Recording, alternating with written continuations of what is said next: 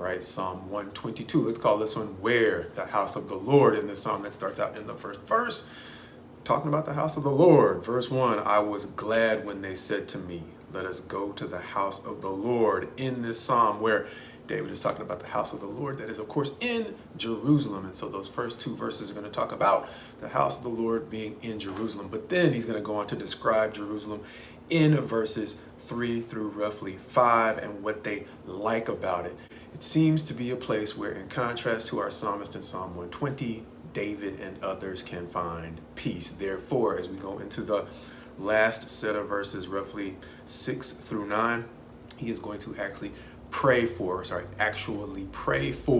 the peace of Jerusalem. And in establishing the peace within Jerusalem, there seem to be three things that he focuses on. First of all, in that second set of 3 verses, he's going to finish up talking about the justice within Jerusalem. Verses 3 through 5 reading, Jerusalem built as a city that is bound firmly together, to which the tribes go up, the tribes of the Lord, as was decreed for Israel, to give thanks to the name of the Lord.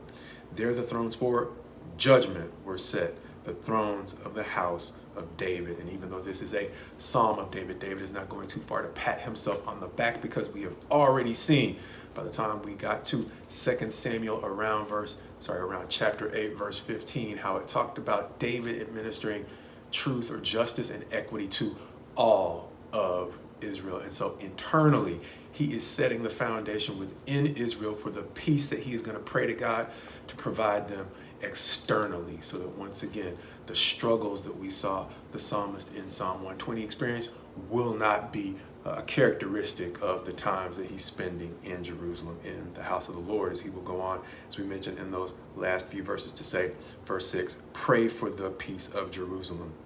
May they be secure who love you. 3 times he's going to mention peace.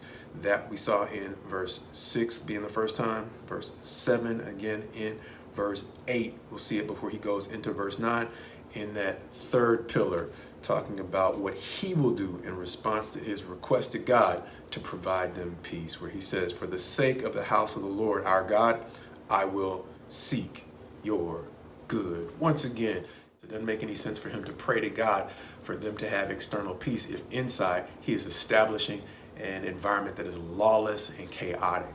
So he's establishing the kind of environment that God would want to bring into peace, so that they can have the kind of consistency that would then give David something worthwhile to maintain. Thus that third pillar, David not only administering justice within Jerusalem, not only praying for external peace, but maintaining or seeking to maintain that balance in both.